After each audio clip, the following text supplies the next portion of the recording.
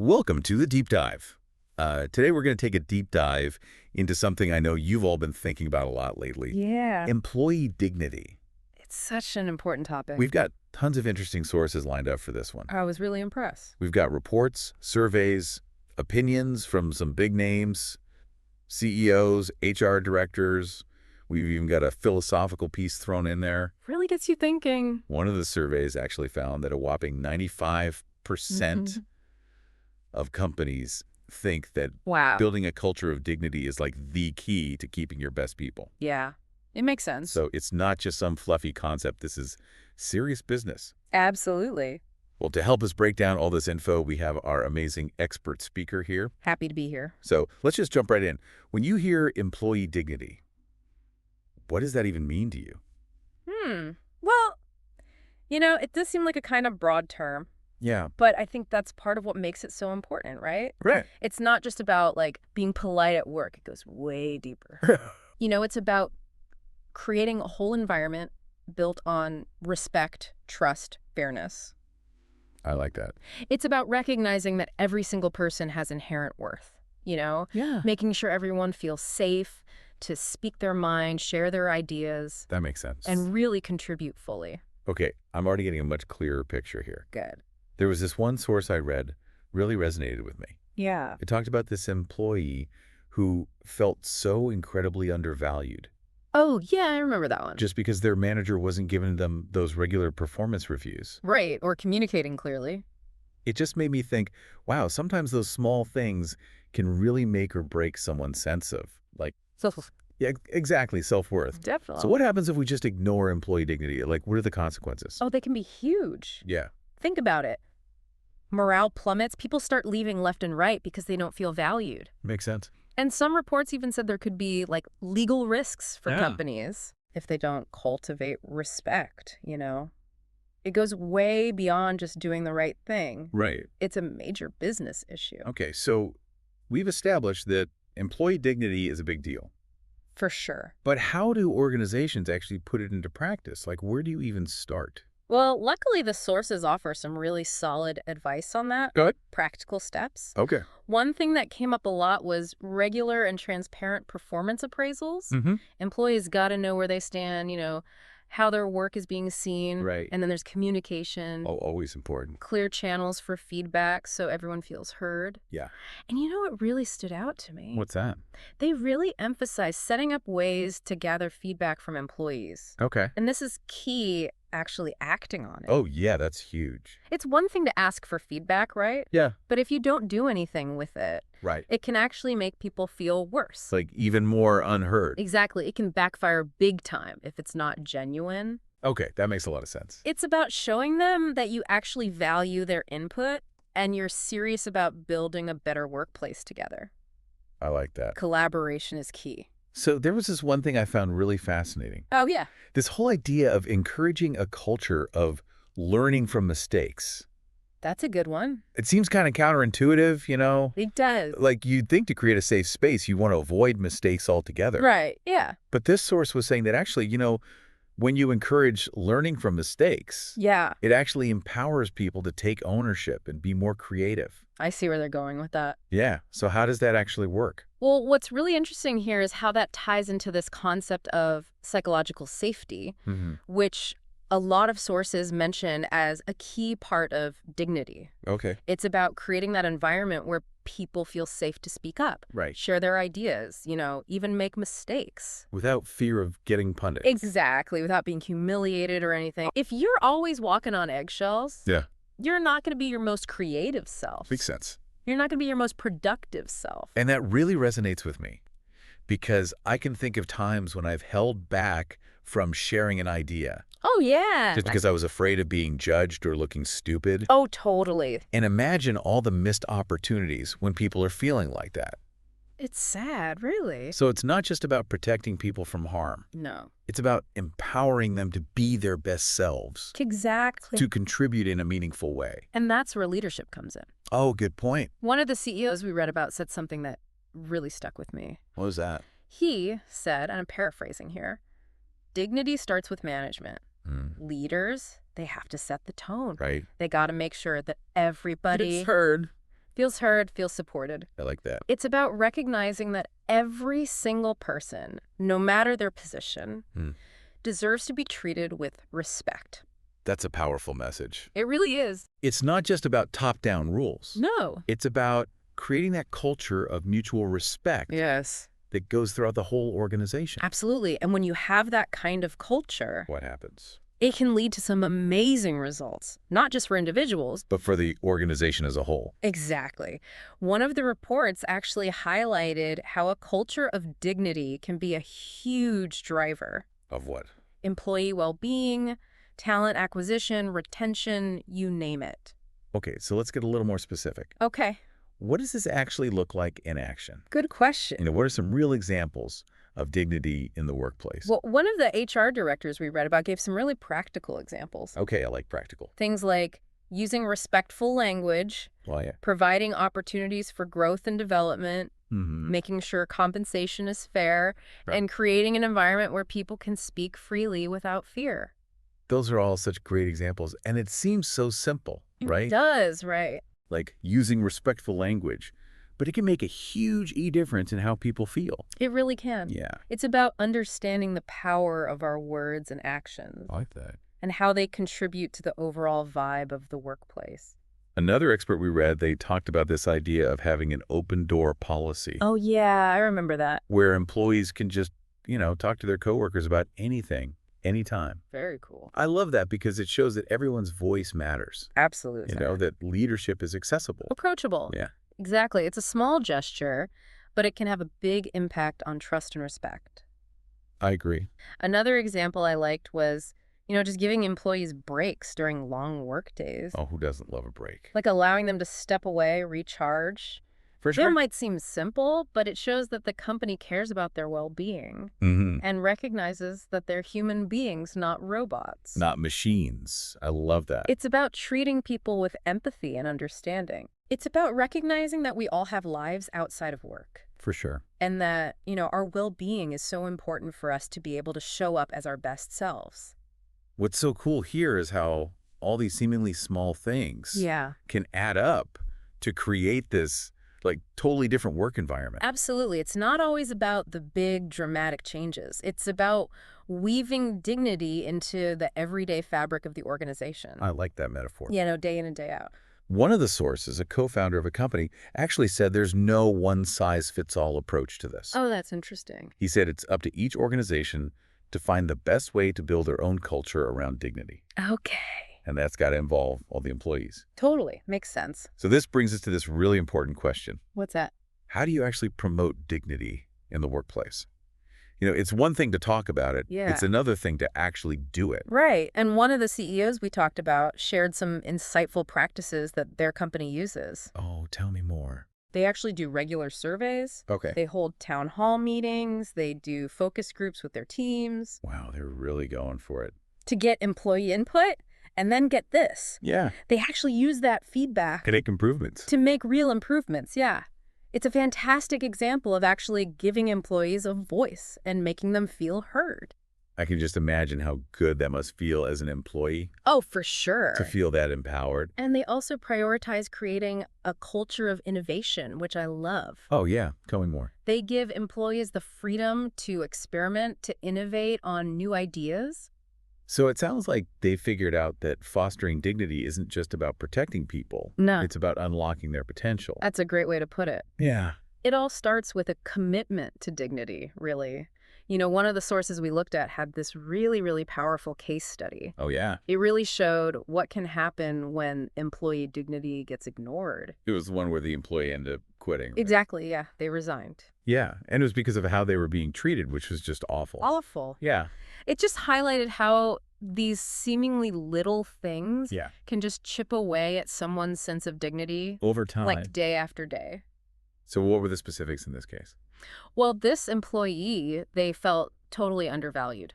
Oh, I hate that feeling. Because their manager just wasn't giving them regular feedback. Ugh.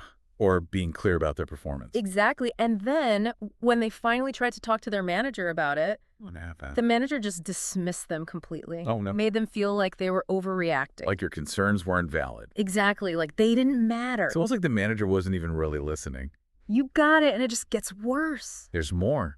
Oh yeah, even the whole resignation process Oh, man. was handled so poorly. Adding insult to injury. It was textbook how not to treat someone. Wow, what a mess. Total lack of respect, zero communication. Creating this toxic environment. And they ended up losing a talented employee because of it. It's crazy how dignity isn't just about these big dramatic things. Right. It's about all those little interactions Every single one. that shape how someone feels about their work. And their own self-worth. So what can organizations do to prevent situations like that? Well, this source had some really solid advice. Lay it on me. One of the biggest things they highlighted was having these regular, transparent performance appraisals. Performance appraisals, those are key. Yeah, employees need to know where they stand, how their work is being judged. Yeah, you got to have clear expectations. And when you DO give feedback, Yeah. it should always be constructive, always respectful. Focused on helping them grow. Exactly, not tearing them down. Even just a quick check-in can make someone feel seen, Absolutely. valued.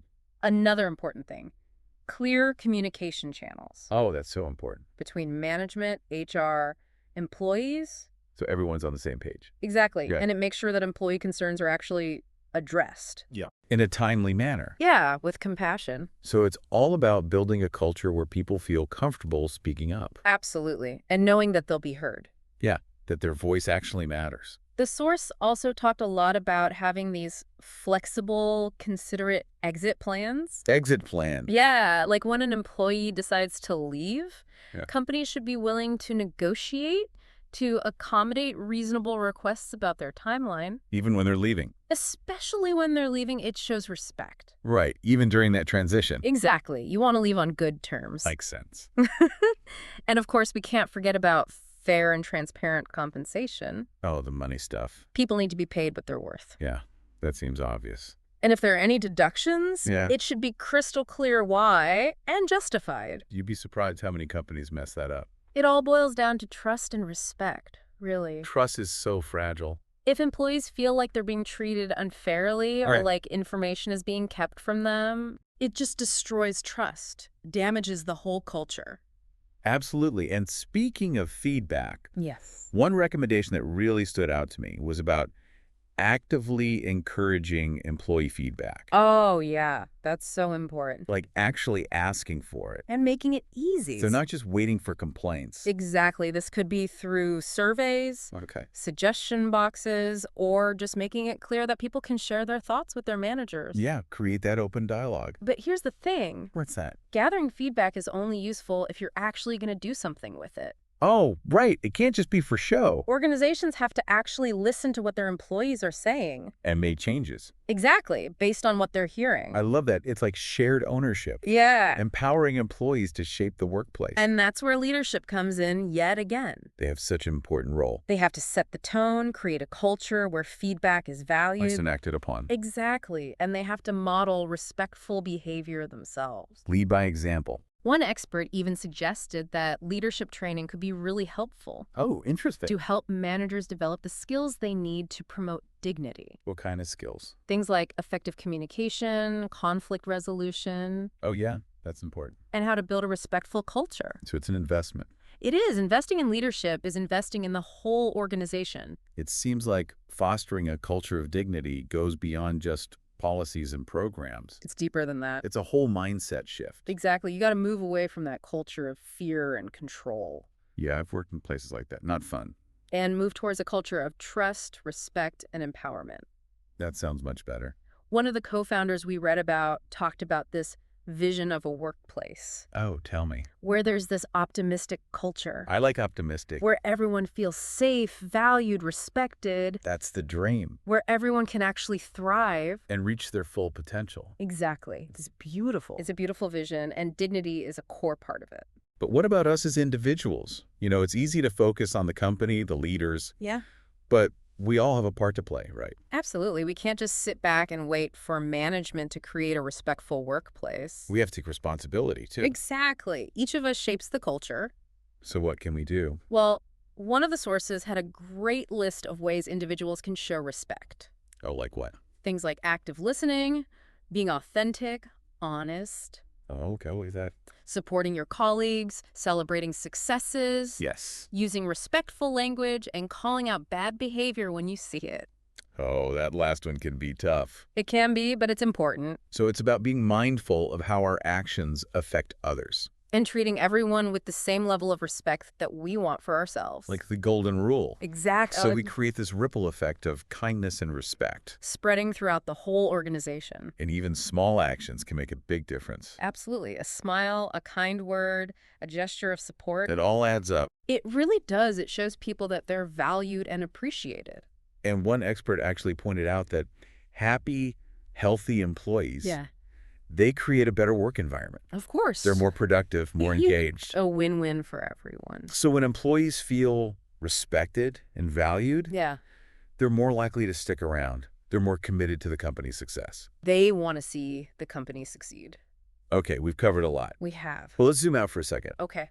Why does all this matter for the future of work? That's the million-dollar question, right? As companies try to figure out remote work, hybrid models, and all these new challenges, dignity seems even more important now, doesn't it? It really does, because it's so easy to let it slip through the cracks. Like, how do you maintain that sense of community, that connection, when people are working from all over? Or on different schedules. And then there's the whole burnout issue. Oh, yeah. Huge problem. When work and life are blending together. It's harder to set boundaries. And dignity can make a huge difference in all of this. It's the foundation. It's about making sure everyone feels connected, supported, valued. No matter where they work, how they work.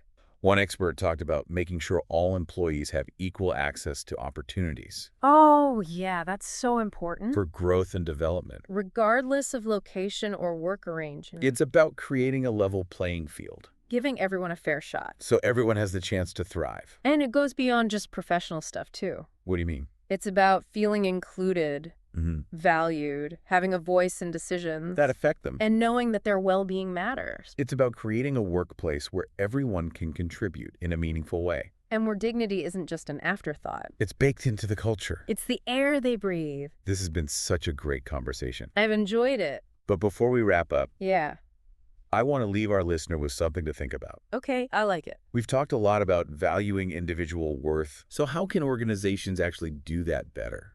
That's a great question.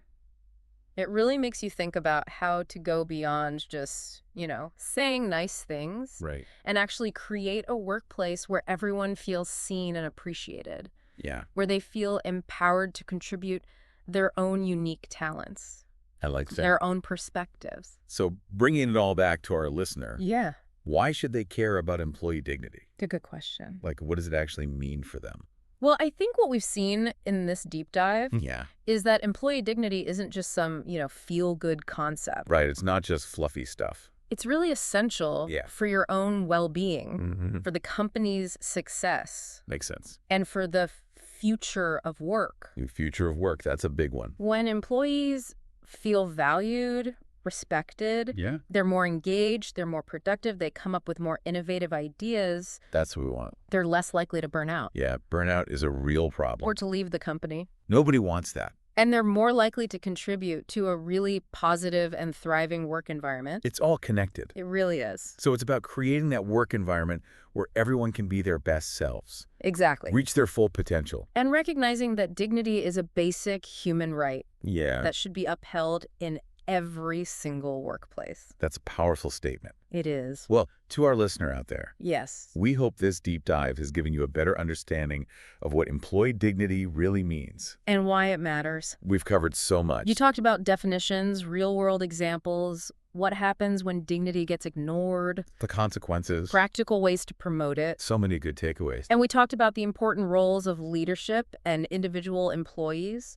Everyone's responsible. It's been a really great conversation. It really has. And to you, our listener. Yes. Thank you so much for joining us on this deep dive. We appreciate you being here. We'll catch you next time.